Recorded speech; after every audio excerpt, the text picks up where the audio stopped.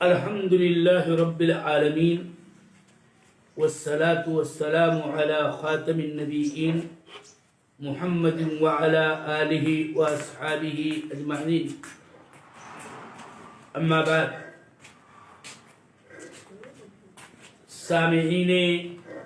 کرام، تقدیر کے درجات میں سے دوسرے درجے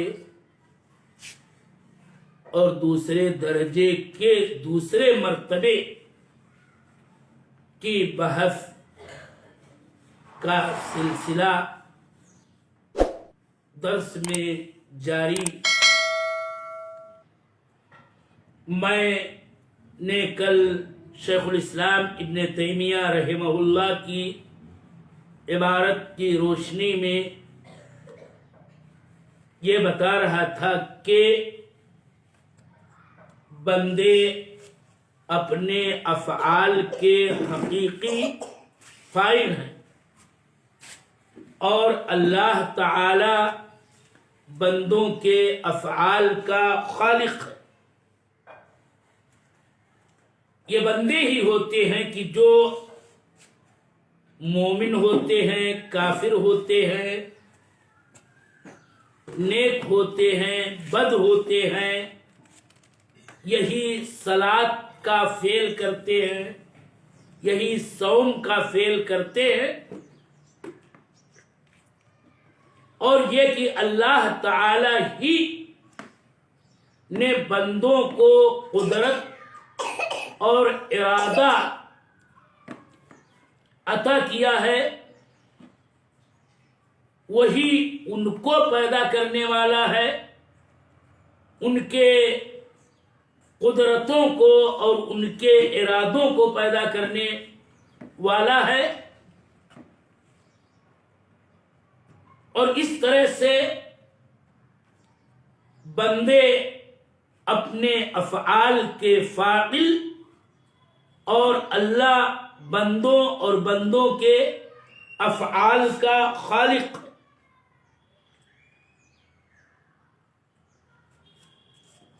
دلائل کی روشنی میں یہی بات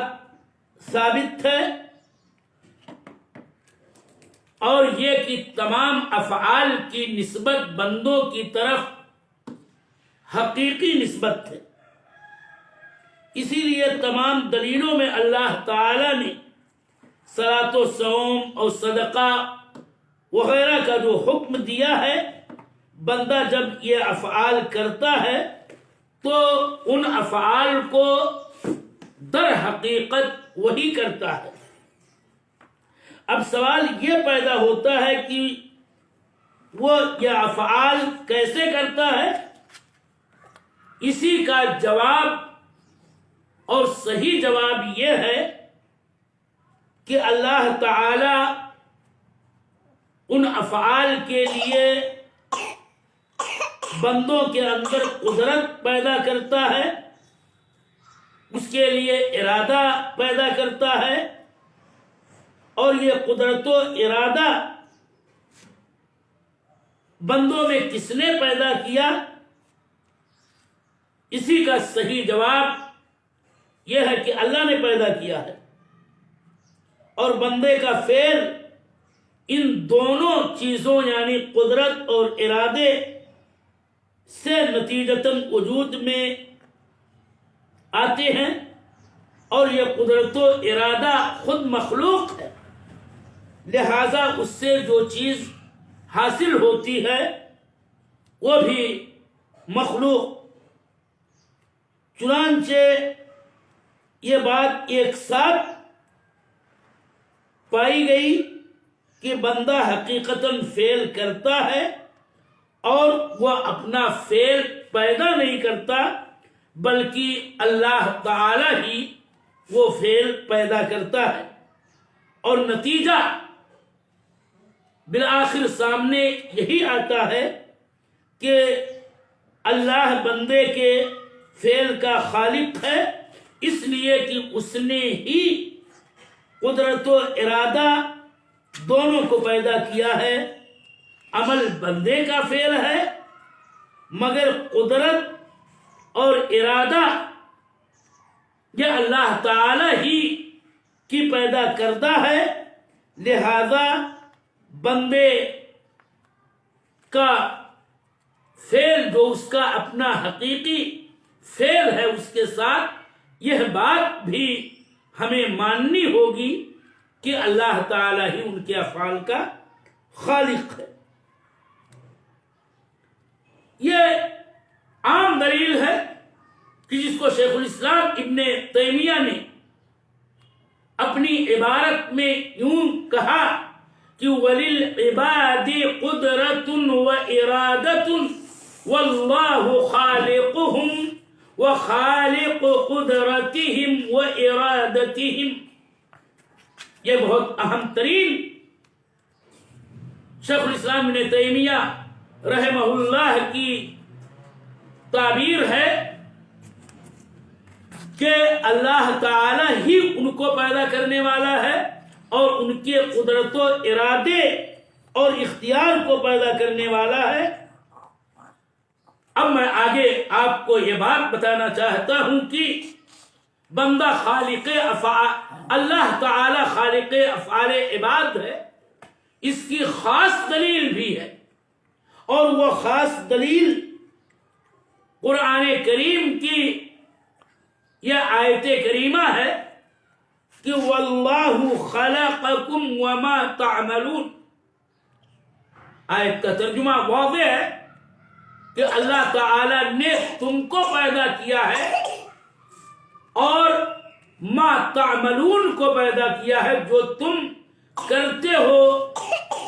یہ نص صریح اس بات کی دلیل ہے کہ اللہ تعالی خالق عباد بھی ہے اور خالق افعال و اعمال عباد بھی ہے۔ اس آیت کی تفسیر و توضیح دو طریق پر کی جاتی ہے کہ وما تعملون میں ما کو موصولہ مانا جائے تو معنی یہ ہوگا کہ واللہ خلقکم والذی تعملون، کہ اللہ تعالی نے تم کو پیدا کیا اور اس فعل و عمل کو پیدا کیا جس فعل و عمل کو تم کرتے ہو۔ دوسری تفسیر یہ ہے کہ ما کو مصدریہ مانا جائے تو پھر آیت کریمہ کا معنی یہ ہوگا کہ واللہ خلقکم وعملکم، اللہ تعالیٰ نے تم کو پیدا کیا اور تمہارے عمل کو پیدا کیا۔ اس طرح سے یہ آیت کریمہ نصاً خاص دلیل ہے کہ اللہ تعالی افعال عباد کا خالق ہے، اور اسی آیت کریمہ ہی کی روشنی میں شیخ الاسلام ابن تیمیہ نے اپنی اس عبارت میں اس مسئلے کو بیان کرنے کے لیے اور سمجھانے کے لیے یوں کہا کہ واللہ خالقہم وخالق قدرتہم وارادتہم۔ اس وصف قدرت و ارادے کا خالق کون ہے؟ رب العالمین ہے یقینا، اور جو وہ عمل کرتے ہیں ان کا خالق کون ہے؟ رب العالمین ہے۔ نتیجہ صاف سامنے ہمارے آتا ہے کہ جن سے افعال کا حصول ہوتا ہے اور وہ ہے بندے کے اندر قدرت اور ارادہ و اختیار، لہذا اللہ تعالی ہی ان کا خالق ہے، تو اللہ تعالی گویا عمل کا خالق ہوا۔ ہاں بندے اپنے افعال کو کرنے والے ہیں اور حقیقت میں کرنے والے ہیں، یہاں کسی مجاز کا کوئی گزر نہیں ہے۔ خلاصہ درس صرف اتنا ہے کہ تقدیر کے دوسرے درجے کی دوسری چیز جس پر ایمان رکھنا تقدیر پر ایمان کہلاتا ہے، وہ یہ ہے کہ اللہ تعالیٰ آسمان و زمین کی تمام اشیاء کا خالق ہے، اور اس عموم میں بندے اور بندوں کے اعمال و افعال بھی آتے ہیں، اور اس طرح سے اللہ تعالیٰ افعال عباد کا خالق ہے، اس پر ہم ایمان رکھتے ہیں۔ اس کے بعد آگے شیخ الاسلام ابن تیمیہ رحمہ اللہ نے اپنی کتاب میں جو کچھ فرمایا ہے اس کا خلاصہ یہ ہے کہ یہ بیان کرنے کے بعد کہ ہر چیز میں اللہ کی مشیت شاملہ اور قدرت کاملہ کا عمل ہے، اور اللہ تعالی خالق افعال عباد ہے، بندے اپنے افعال کے فاعل ہیں، اس درجے کو مدلل بیان کرنے کے بعد شیخ الاسلام ابن تیمیہ نے کہا کہ تقدیر کے اس دوسرے درجے جس میں دو باتیں شامل ہیں، اس کا انکار عام قدریہ جن کو ہم معتزلہ نامی مشہور فرقے سے جانتے ہیں اس کا انکار کرتے ہیں۔ یہ وہی عام قدریہ ہیں جن کو اللہ کے نبی صلی اللہ علیہ وسلم نے مجوس ہذہ الامہ کا نام دیا ہے، اور ساتھ ساتھ اس درجے کے بارے میں تقدیر کا اس بات کرنے والی ایک قوم نے غلو سے کام لیا، یہاں تک کہ اس نے نفات قدر قدریہ اور اس کے مشہور نمائندہ فرقے معتزلہ کے برعکس ان لوگوں نے یہ موقف اپنایا کہ بندہ اپنے افعال پر مجبور ہے، اور ان لوگوں نے غلو اس بات میں کرتے ہوئے یہ کہا کہ جس کا حاصل یہ ہے کہ ان لوگوں نے بندوں سے ان کے ارادے، ان کے قدرت، ان کے اختیار کو سلب کر لیا، اور ساتھ ساتھ اللہ تعالی کے احکام اور اس کے افعال سے ان کی حکمتوں اور مصلحتوں کو بھی سلب کر لیا ہے، اور اس طرح سے انسان نامی مخلوق کو ان لوگوں نے مانند جماد قرار دیا، اور یہاں تک کہا کہ بندے اپنے افعال میں یوں مجبور ہیں کہ وہ ایسے ہی ہیں جیسے ہوا کے دوش پر تنکا ہوتا ہے، کہ ہوا جیسے اس کو چاہتی ہے الٹتی پلٹتی ہے، وہ ایسے ہی ہیں جیسے مردہ نہلانے والوں کے ہاتھ میں ہوتا ہے کہ مرنے کے بعد اس میں روح نہیں ہوتی اور اس کا کوئی ارادہ و اختیار نہیں ہوتا ہے، نہلانے والے اس کو جیسے چاہتے ہیں الٹتے پلٹتے ہیں۔ اور اسی سلسلے میں شیخ الاسلام ابن تیمیہ کی ایک عبارت ہے جس عبارت کو آپ کے سامنے میں پڑھ دینا چاہتا ہوں، اور اس کی تشریح کل کے درس میں کروں گا کہ وہ هذه الدرجہ من القدر يكذب بها عامة القدرية الذين سماهم النبي صلى الله عليه وسلم مجوس هذه الأمة، ويغلو فيها قوم من أهل الإثبات حتى سلبوا العبد قدرته واختياره ويخرجون عن أحكام الله وأفعاله حکمها ومصالحها۔ اس عبارت کا صحیح ترجمہ یہ ہے کہ تقدیر کے دوسرے درجے کو